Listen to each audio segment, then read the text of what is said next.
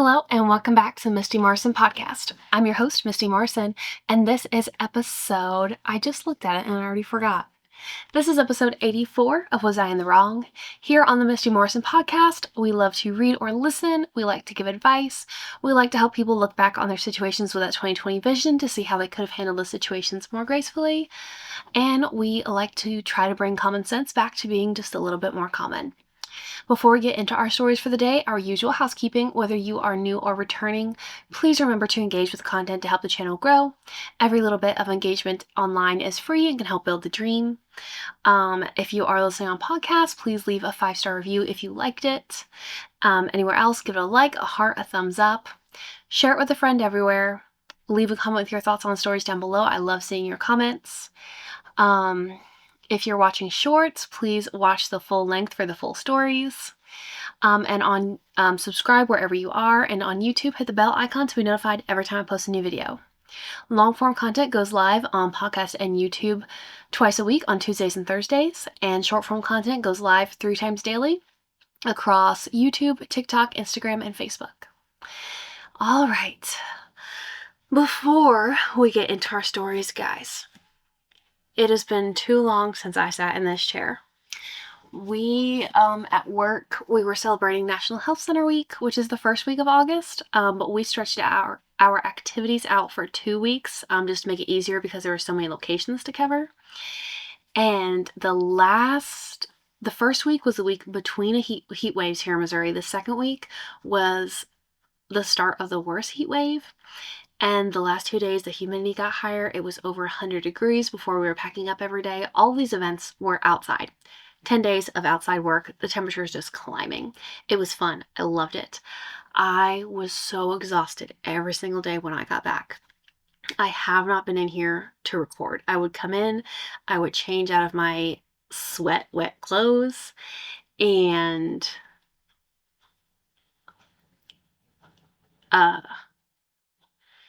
I would lay on the couch and just crash, just pass out, take a nap for 30 minutes to an hour, get up, cook, shower, and go to bed.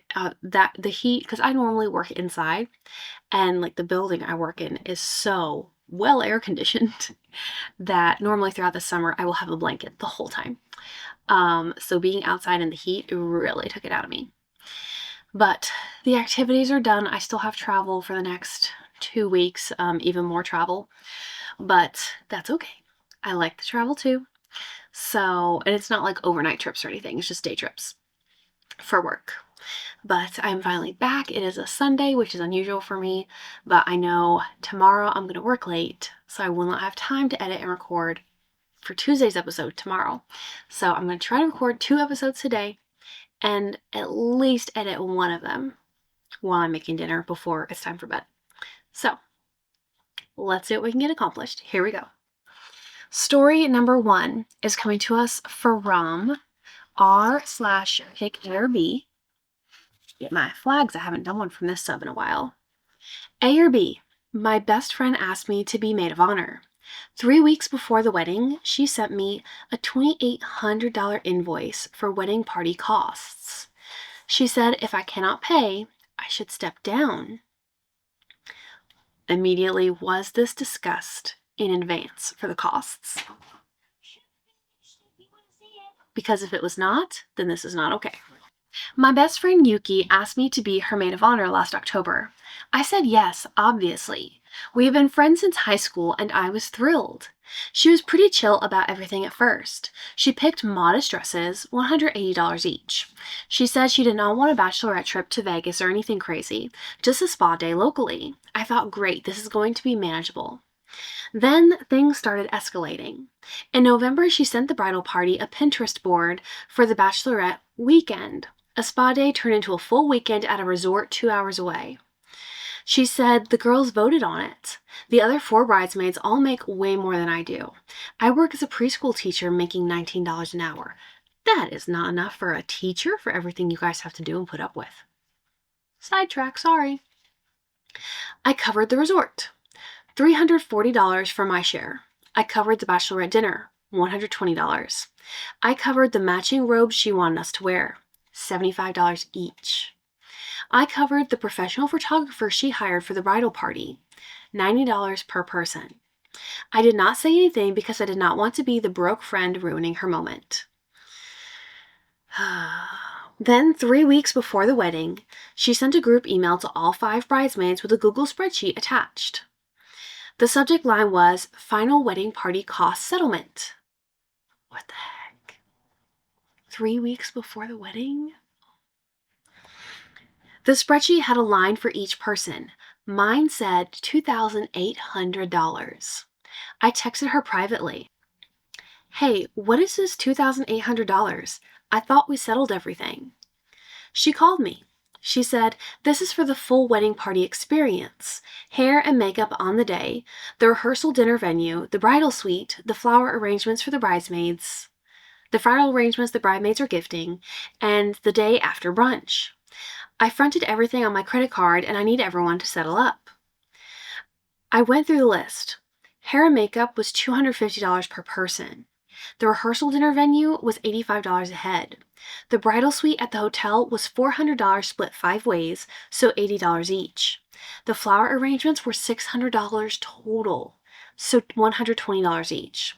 The day after brunch was $55 a head. Even being generous with the math, I could only get to about $1,500. There was an extra $1,300 I could not account for. I asked her about it. She said, oh, that covers the wedding favors and the champagne tower and some other stuff. I did not break down every single thing. I said, Yuki, I cannot afford $2,800. I already spent close to $700 on the bachelorette stuff. She went quiet. Then she said, I understand. If the costs are too much for you, maybe you should just come as a guest. I need to know by Friday so I can adjust the seating chart. I have been in her life for 12 years, and she gave me 4 days to decide if I can afford to stay in her wedding. My mom said, just pay it and never bring it up again. She said, you will regret missing your best friend's wedding over money. My other friend said Yuki has been using people her entire life, and this is who she really is. A. Pay the $2,800. You have known Yuki for 12 years, and this is her wedding day. The money hurts you, but you will get over it. Missing your best friend's wedding over a financial dispute will haunt the friendship forever. You can always earn the money back. You cannot replay the wedding. B. Do not pay it. She gave you an inflated invoice with $1,300 of unexplained charges and then gave you 4 days to decide if you can afford to stay in the wedding. That is not how you treat your best friend of 12 years. Go as a guest, bring a normal gift, and let the friendship reset on honest terms. If she cuts you off over this, she was never valuing you the way you valued her. Oh my goodness. Easy. B. I picked B for a lot of reasons. I'll say the first reason is because A says pay the $2,800 regardless of whether or not you know what exactly that covers when you already spent $700. But not everyone can just not everyone has $2,800 saved. Not everyone can just up and afford to go ahead in 4 days cover a $2,800 expense. It's unfair, one, because you didn't know it was coming. Like, you already spent $700. You thought that was it. The way this is written, she just out of the blue sent an invoice for everyone to pay their share. If you cannot afford to have a wedding, if you cannot afford everything you want, then you need to plan a smaller wedding. Point blank, period. Your bridal party is not responsible for footing the bill for a day or activities. This is multiple days, actually, for days worth of activities that you want. When you throw a party, you cover the cost. You're inviting people to come. If they bring a gift, that's lovely for a regular party. If they don't, they were not required to. A wedding is a really inflated party. Besides the fact, and then it being split evenly, knowing she's your best friend of 12 years, she knows that you are not in the same income bracket as the rest of the people who are in the bridal party. To split it 4 ways with 0 warning is unfair. Regardless of whether or not you think fair is a real thing, it's also inequitable. It's not right. Besides that, she immediately said, when you said, I can't afford it, like I already spent $700 just on the bachelorette stuff, which was more than generous of you. So you said, I can't afford it.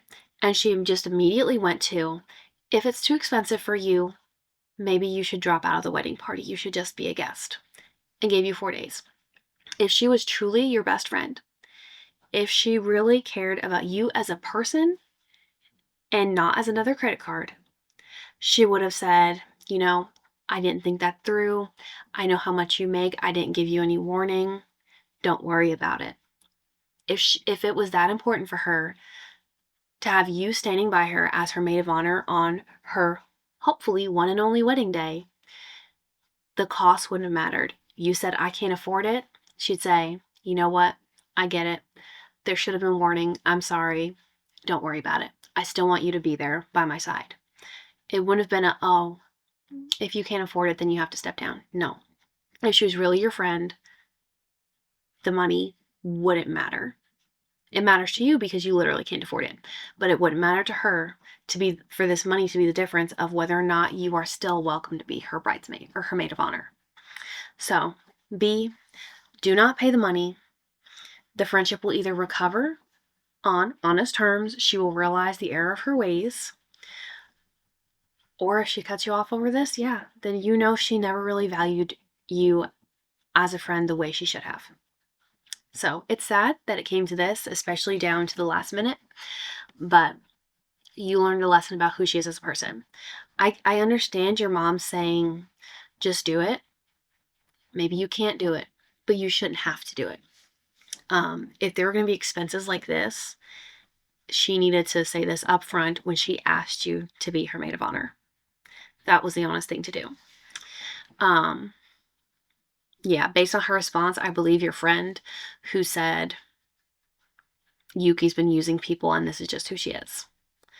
It'll be a sad thing to miss if you don't go, but you're still invited as a guest. I say go, bring the gift, and just see if or how the friendship recovers. Ooh. Story number 2 is coming to us from r/AITAH. AITAH for breaking up with a boyfriend, male 33, over an unfunny prank.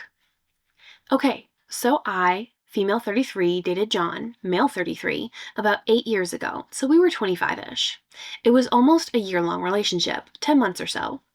A week ago was the first time I've seen John since, because we were both at a friend's party who was celebrating that friend becoming a father. John got super drunk and decided to tell anyone who would listen the story of how we broke up. After hearing it, mostly men were telling me I completely overreacted. Here's the story that started our breakup. John was staying at my place that night. I woke up and it was Saturday morning. I went downstairs to make coffee. I heard him having a shower upstairs and he came down dressed and ready to go to work.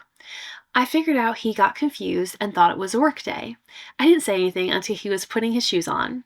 I was repeatedly asking him, so what day is it? Until he got a bit mad, looking at his smartwatch and saw it was Saturday. He was quite mad at me and said it was a bad prank and he will pay me back. The next day we were apart and he tells me we need to talk. I'm so sorry, I got another girl pregnant. To which I replied something along the lines of, is this your attempt of a payback prank? Consider it failed. After that, John double, triple, and quadrupled down on it.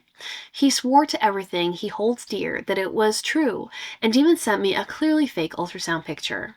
I kept telling him, dude, I don't believe you. Stop, you're making this incredibly weird. He did not back down.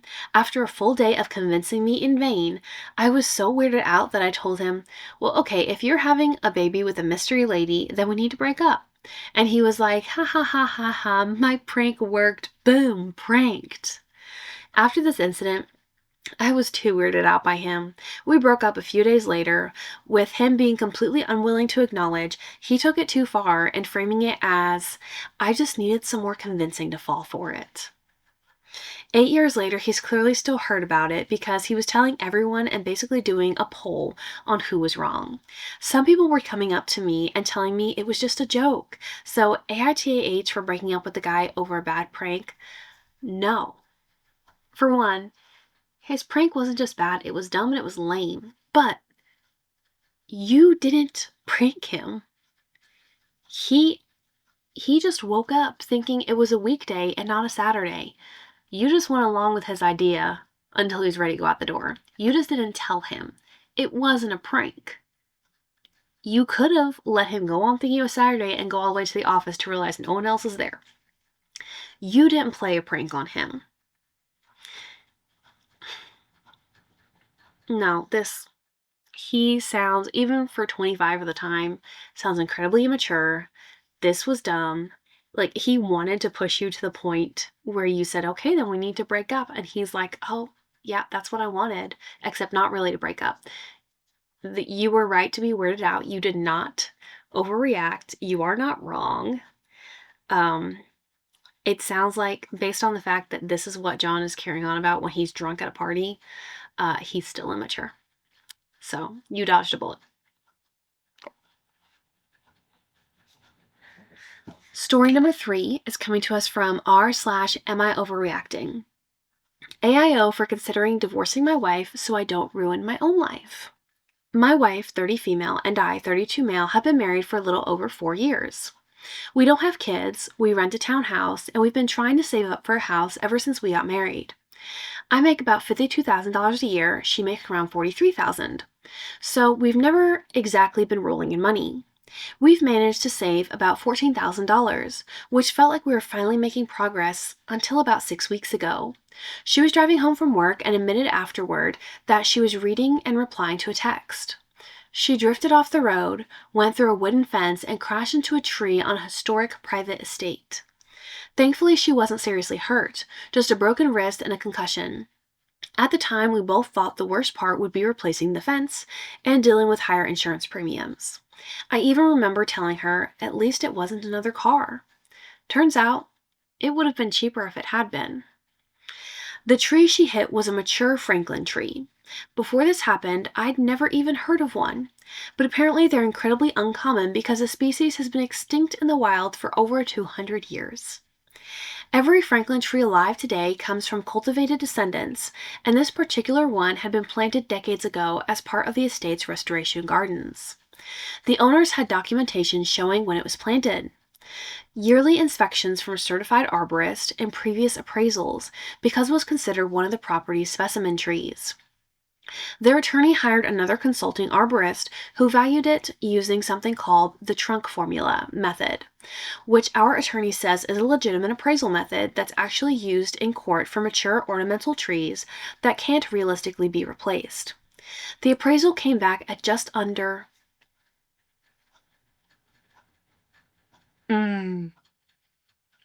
Oh my. The appraisal came back at just under $145,000. Once they factored in the loss of the tree, removal, restoration of the landscape, and replacing it with the largest viable cultivated Franklin tree available. I thought the numbers sounded completely insane until our attorney explained that while we'll almost certainly argue over the final amount, the methodology itself is recognized and a judge isn't going to laugh them out of court just because it's only a tree. Here's where things get really bad. My wife's auto policy only has $50,000 in property damage liability coverage. The insurance company is providing a lawyer and will pay up to that limit. But if the case settles anywhere close to what they're asking, we'd personally be on the hook for close to $95,000, plus whatever interest accrues if we can't pay it immediately. We don't own a house, we don't have wealthy parents who can bail us out, and we don't have anywhere close to that kind of money. Our attorney has been pretty blunt that because she admitted she was texting while driving, there's really no argument over who caused the damage. The only thing left to fight over is how much it's worth. Ever since that meeting, I've been stuck in my own head. I love my wife. I know she didn't wake up intending to ruin someone's property, and she feels absolutely horrible about what happened. She cries about it all the time and keeps saying she destroyed our future over a text that could have waited. But at the same time, she kind of did. This wasn't black ice or a tire blowout or another driver hitting her. She made a conscious decision to look at her phone. And now we're staring down a debt that's literally bigger than either of our annual salaries. The thought that keeps creeping into my head is whether I should leave before this financially buries both of us for the next decade. I know marriage is supposed to mean sticking together when things get hard, but I honestly don't know if I can willingly sign up for years of struggling because of something so completely avoidable. Part of me feels like I'd be abandoning my wife at the lowest point in her life. The other part of me keeps thinking that one person's reckless decision shouldn't automatically become the other person's burden forever. She has no idea I've even had these thoughts. Right now, she's just hoping the lawyers can negotiate the amount down, while I'm lying awake wondering whether one text message permanently changed the course of both our lives. AIO. Wow. I keep seeing this $145,000 and I swear it's like jumping off the screen. I don't want to say you're overreacting, but I do think you're wrong. This is a messy situation. Your wife was wrong too. So we'll call it a mess. We will declare this one a mess because you took vows. You were married for how long at this point? You've been married for over 4 years. When you got married, your vows probably said for richer or poorer. And the poorer part really sucks. I know. The poorer part is so hard. And it is easy to throw around blame. But if you love her, money will not change whether or not you love her. If you truly love her as a person and care about her and want to live your lives together, you will find a way to do it, even if you're poor, even if it's her fault. It is her fault. It is absolutely 100% her fault. Not going to argue about that. There's no denying. She admitted it. She was texting and driving. She made a very, very expensive, bad decision. She learned a lesson she will probably, hopefully, never text and drive again. But how many bad decisions have you made that she didn't leave you for? No, you never made a decision that cost this much, but she didn't leave you over a bad decision. If you would divorce your wife just to avoid this debt, that would jointly be both of your debt.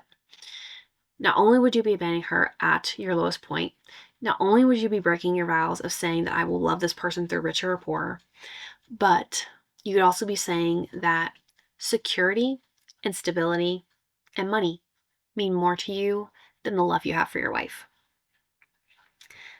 That's why you're wrong. It's not wrong that you're scared. That is a big number to look at. It's not wrong that you feel like your future is ruined because you will feel like you're drowning in this debt for a very long time. I fully understand that. But regardless of how bad it is and the fact that it is 100% her fault, you should love her more than you care about the money or the debt. You should love her regardless and just accept that she is human. She is flawed. People make mistakes. You have to get up and try to do better the next day. It sounds like she is. Yeah, I think if you choose to leave your wife over this, you're wrong. You're leaving for the wrong reasons. Yeah. There is a gold box comment first thing from an attorney. So we're going to go ahead and read that in the first two replies to it. It says, it's a gold box comment. It says, I'm an attorney, not your attorney, and this isn't legal advice. Generally, insurance settlements for policy limits prohibit the other party from suing you personally. If the other party accepts the $50,000, they will sign a release and the case settles. The release will state they are releasing your wife and the insurance of any future obligations or liability. If they want more than $50,000, policy limits here, they have to just sue you personally and can't touch the insurance settlement money. There are exceptions to this, but that's generally how it works.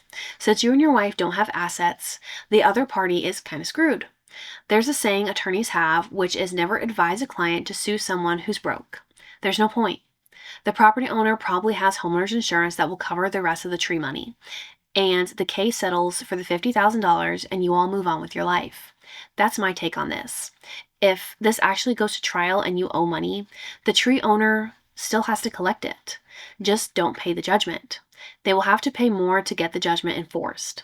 Since you don't have any assets, the most a judge can do is garnish wages. Just file for bankruptcy, and even that judgment goes away. And I mean, since you don't own property, filing for bankruptcy wouldn't mean like you lose land or anything. The first comment says, I wonder why OP's insurance provided attorney didn't discuss this with them. The next comment says, that attorney is there to minimize what they pay on a claim, not to put OP's finances in order. Makes sense. Yeah, because the insurance company provided the attorney, so that means that truly that attorney has the insurance company's best interest at heart, not OP or his wife's best interest. But that does make sense. I remember my husband had an auto accident involving another vehicle, and the hospital bills, she was okay. Everyone was okay. Her vehicle was totaled and she had hospital bills, which seemed very inflated. But like the bills went above the policy limits. And what the insurance, like, because we asked them about it, we're like, okay, if her bills are like this many thousands of dollars more than the policy limits, which I think was $125,000. Like, what do we owe? Like, what happens to the rest of the money? Do we owe that? Because we don't have that money. So they said no. Typically, like, they'll just accept what the insurance company is offering as a maximum amount. They'll accept it, and usually in the case of like auto accidents and insurance claims, the hospital will actually write off the remainder, because realistically, you're not going to get the rest because people can't pay it. That's why we have insurance. Trying to think. The only thing that I can think here is that because the policy wasn't going to pay up to what the bills were, my husband and I have different car insurance policies. So his insurance policy did actually file a claim against my insurance policy because I have him named on my insurance policy for my car as well, to try to get more money to cover the rest. My insurance denied it because he wasn't driving my car, which good. So ended up like filed through his insurance. Rates went up astronomically, but never heard anything else out of it. Never had to pay anything else. So it all worked out. OP probably take this Reddit attorney's advice and sleep a little easier knowing it's probably going to be okay. And you do have options. You might ultimately need to get your own lawyer to figure out the best way to recover your finances after this, but you have options. Okay. All right, that was 3 stories for this week's episode of Was I in the Wrong? Thank you so much for being here for another episode of the Misty Morrison podcast. Remember, start each day with a grateful heart. Kindness changes everything, and I'll see you guys next time. Bye.